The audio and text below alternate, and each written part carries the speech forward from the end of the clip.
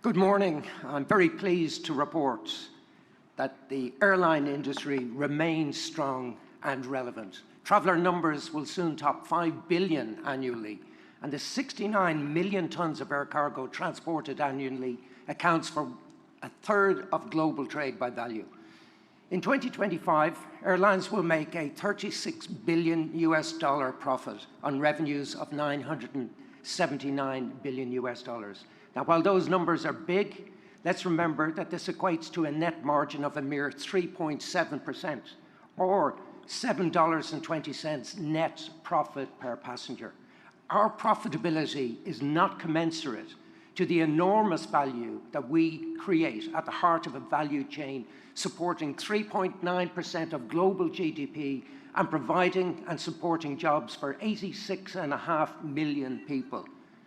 Now, while airline margins are half what most other industries earn, including those in the air transport value chain, airline resilience is the stuff of legend, as proven in our post-COVID bounce back. The pioneers who founded our association 80 years ago would be proud. Their aim for IATA was to promote safe, regular, and economical air transport for the benefit of the peoples of the world. And looking at aviation today, we have delivered. Flying is safe, and more people and businesses than ever are benefiting from it. Now, this matters because, like all forms of connectivity, flying makes the world more prosperous, and that stands in contrast to isolationism, trade barriers, and the fragmentation of the multilateral rule-based system. These destroy wealth and lower living standards. For the times we live in, this is an important message. Working together, IATA supports aviation benefits through the establishment of global standards, convening power and advocacy to solve problems, providing services to support efficient operations, and data to underpin critical decisions. Our association has a footprint that covers everything from airport codes, safety audits, slot rules, to e-tickets, industry, data, distribution, and future sustainability. And I'm pleased to report that IATA is growing even stronger with membership topping 350 airlines. And let's take a moment to recognize the 31 airlines who joined IATA since our last AGM. And you can see their logos on the screen behind me.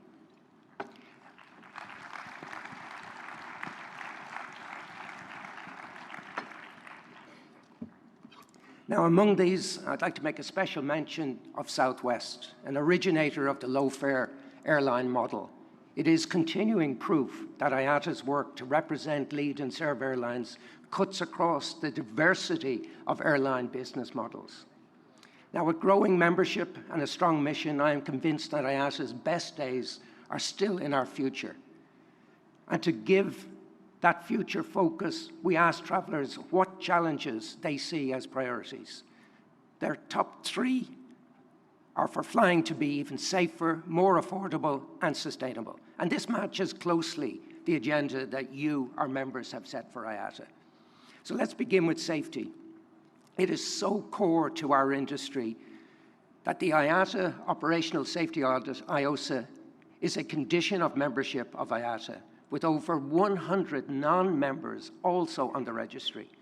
Moreover, aviation has long been the safest form of long-distance transport. Now, in 2024, there were 7 fatal accidents among 40.6 million flights and 244 fatalities among 4.8 billion passengers. Our aim, however, remains a future of 0 accidents and 0 fatalities.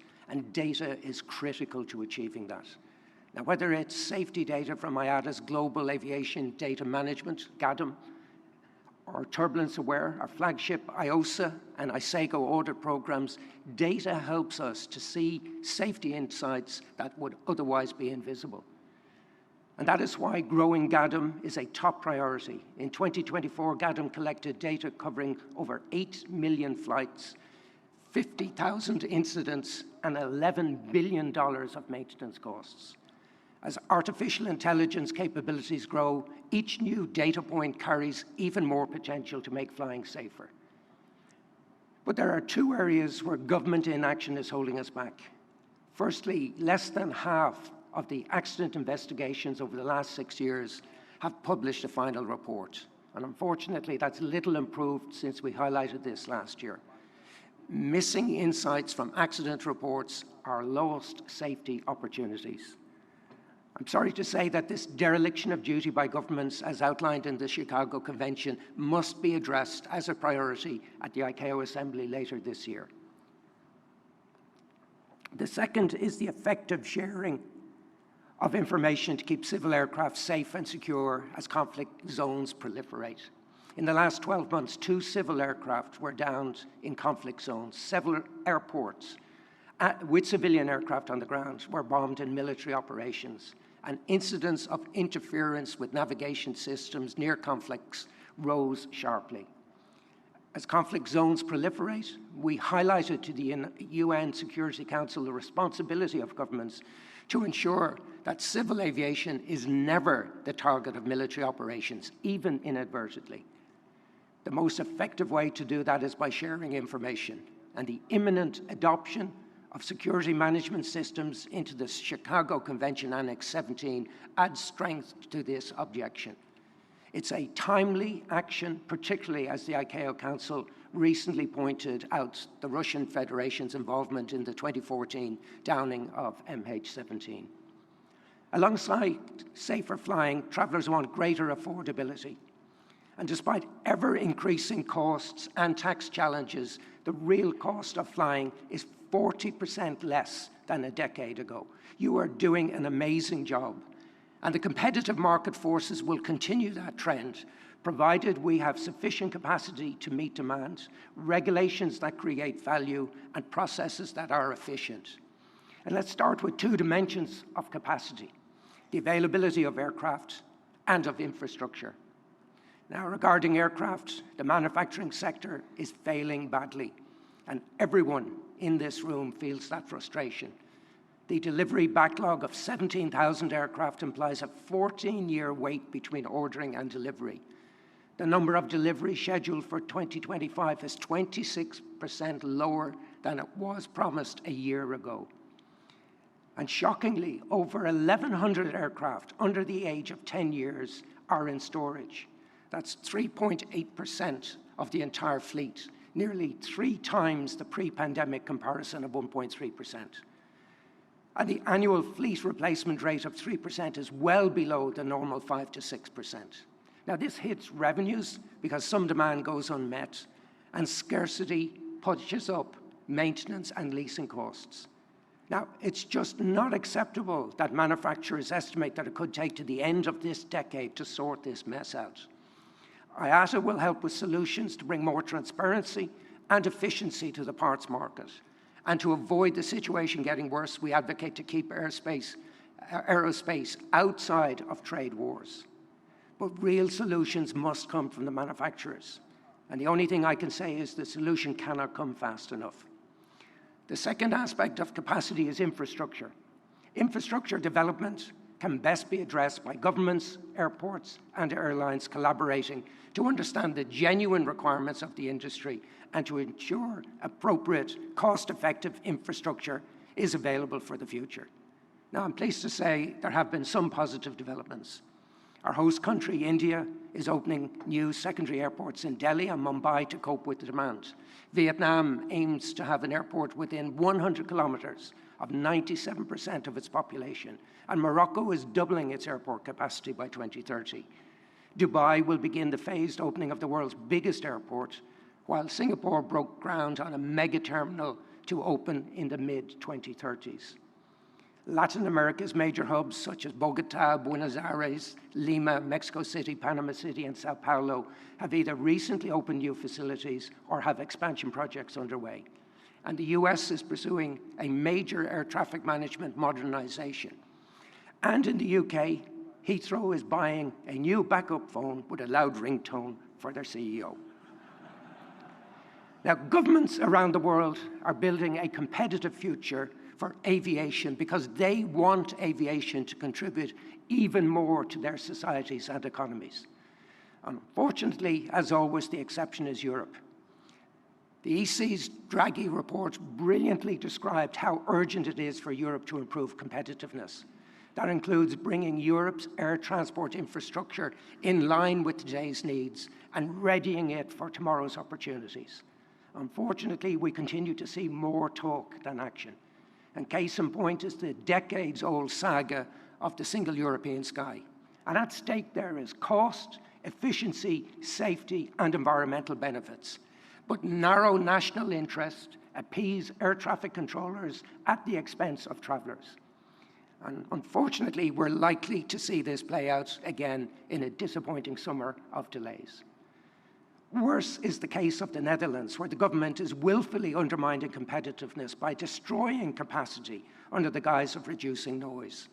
To shrink Schiphol, a feigned balanced approach consultation did not even consider actions by airlines to reduce noise. We must continue to resist this short-sighted madness, lest it inspire copycats. Competitiveness and capacity go together. Good policies stimulate economies and benefit consumers who want more connectivity. And that's a message worth repeating to any government that will listen. And I cannot speak about airport issues without a reference to my old friends at Heathrow. Its seemingly unconstrained ability to collect even more charges with no improvement in performance keeps them firmly on our watch list. And we look forward to good news from the Reimagining Heathrow initiative. And I have to say, when you get British Airways and Virgin Atlantic combining to demand action, you have to take notice. And believe me, I speak from experience. And although I look forward to this initiative, I do think it's going to take more than imagination to solve decades of misguided regulation and mismanagement. Bad regulation can destroy value and stand in the way of affordability. And the litmus test for any regulation is a cost-benefit analysis. As business leaders, we take this much more seriously than regulators. They are not playing with their own money, and the difference between political success and solving a problem is often wide. And that makes bad regulation far too prevalent. Europe, again, provides an example. It is ground zero of an epidemic of ineffective consumer protection regulation known as EU 261. Under this regulation, whether it's power failures, IT, or air traffic management that fails, when air travel is disrupted, airlines pay for passengers' care and assistance, even though we had nothing to do with the problem. There has been no reduction in delays or cancellations over EU 261's 20-year history. It has had no problem-solving benefit. But there has been a lot of cost, and we currently estimate that to be at about 5 billion euros annually. And it boggles the mind that governments in the US, Canada, and elsewhere are putting EU 261-style approaches into their own passenger rights regulation. At least Australia resisted, concluding that air travellers are aptly covered by its standard consumer protection laws. And hopefully the new US administration and the new Canadian government will come to a similar conclusion. We are less hopeful for the reform in Europe, where a moderately encouraging proposal has been hijacked by politics, just as we saw with the Single European Sky 2 Plus package. And unless transport ministers in Europe show seriousness in tackling Europe's competitiveness crisis, when they meet later on this week, we'll get another grubby political deal that the political and bureaucratic Brussels elite will celebrate, but will do nothing to reduce delays or to make flying more affordable. And the last point on affordability concerns the digitalization of processes to increase efficiency and cut costs. For passenger travel, digital ID is a game changer. Travelers are at ease with digitalized travel processes, and they love being able to skip queues with their smartphone. So you can imagine how they feel when faced with slow-moving immigration queues, checking paper documents, particularly as the information has already been digitally provided to the authorities. Using digital ID, travelers could securely walk through airport processes without any identity document checks. It's time to go global with digital ID. That has already been proven at several locations and for specific passenger groups. And that can happen if ICAO and its member states fast-track the completion of the digital travel document standard, and when governments issue digital passport credentials and directly collect data from travellers to issue visas and the OK to travel authorization. And with a global agreement on information exchange so that airlines don't fall afoul of data privacy laws in one country when supplying another with required information on travellers. On the air cargo side, the focus is one record. For too long, aircraft have flown faster than the documentation that accompanies shipments, held back by fragmented systems, outdated processes, and limited data visibility. The current system won't meet anybody's expectation as customs requirements evolve and e-commerce volumes surge. The One Record global data sharing standard will be the single accurate and real-time source of truth for the entire value chain that built it together. The global rollout starts in January 2026, but to gain the full benefits, we'll be counting on two things. The industry stakeholders who built One Record must use it, and governments need to accept One Record data in their facilitation processes. It's time, in this time of growing trade complexity, industry alignment and regulatory support is more crucial than ever. Better compliance, cost savings, and faster processing are substantial incentives for everybody to make One Record work. Now, let's turn our attention to the fundamental challenge of sustainability. In 2021, IATA members agreed to achieve net zero carbon emissions by 2050. And from the outset, we made it clear that it would be challenging and that the airlines could not do this on their own. Governments, manufacturers, infrastructure operators, and fuel suppliers, everybody needed to be equally committed. Now, to be fair, they all supported us with words.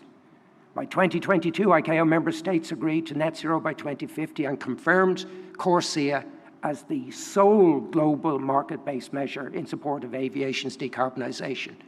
The following year, governments agreed an interim target of 5% emissions reduction by 2030 through SAF on international flights. Now, we did not support this interim target. Our roadmap estimates that SAF will provide 65% of the carbon mitigation needed in 2050, aligned with almost all other decarbonisation roadmaps. IATA's latest study confirms that if we can accelerate the rollout of production technologies, there is more than enough feedstock for the SAF that we need. So while SAF production will double to 2 million tonnes in 2025, it will only meet 0.7% of airlines' fuel needs. So what's gone wrong? Well, despite their enthusiasm, governments did not create the supportive policy framework to meet their 2030 interim target. US tax credits that boosted SAF production are now uncertain. And globally, the companies we need to be major SAF players, such as BP and Shell, have cut back or delayed investment plans. Government support for CORSIA is weakening, with many governments seeking to milk aviation for more taxes.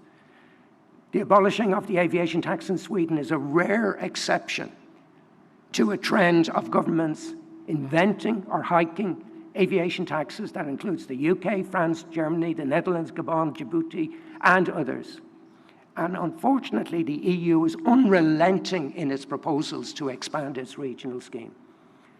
The EU mandate to mix 2% SAF in the jet fuel supply has succeeded in raising costs, but has done nothing to improve production. It is an outrage that suppliers are charging airlines compliance fees that value SAF at double its market premium over conventional jet fuel. That's a $1 billion windfall for fuel suppliers. This is the EU Great Green Scam. The supply chain issues already discussed are raising fleet ages from 13 to 15 years and slowing progress on improving fuel efficiency. And as we know, Airbus has backed away from commitments to bring a hydrogen aircraft to the market in the medium term. Now, this is not where we should be in 2025. We have a quarter of a century to get to net zero, and there is no time for delay, and there is no tolerance for government greenwashing and unnecessary cost increases. We need urgent actions. CORSIA must be successful. It is a credible and verifiable system that requires carbon credits of only the highest standard, making its positive impact on climate unquestionable. And we're ready to help it succeed with IATA's aviation carbon exchange, permanently open to facilitate transactions. But more governments need to join Guyana, which to date is the only state to certify credits for airlines to purchase. These actions must be accompanied by ringing the alarm bells on SAF production. We need more effective leadership. And for governments, that means delivering policy actions and certainty, preferably production incentives that have a track record of success. Now, other novel policy measures are also welcome as well, provided they are assessed early and abandoned if they do not produce the required results. And meanwhile, companies that can produce SAF must stop procrastinating and get to the work of ramping up production capacity. We're playing our part with the recently launched CADO SAF registry with an associated SAF accounting methodology and the SAF matchmaker. And all of these should boost progress by enabling a global SAF market that credibly traces SAF irrespective of where it's produced, purchased, or used. And lastly, while I've emphasized SAF, where the biggest gains are to be made, we must see action from all other levers of decarbonisation.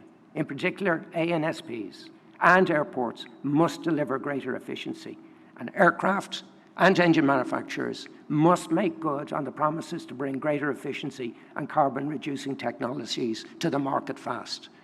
By the time we meet next year, we must be able to show more progress.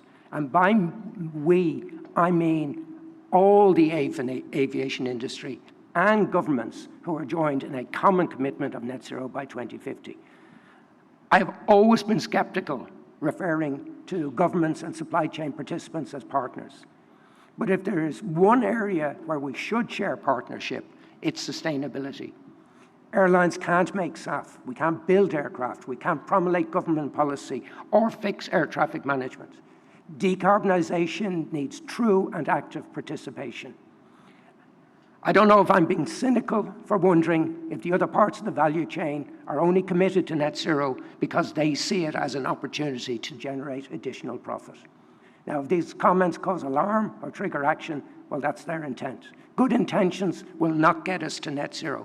Action is what we need. Now, fortunately, it's not too late to pick up the pace and to realign us on the path to success.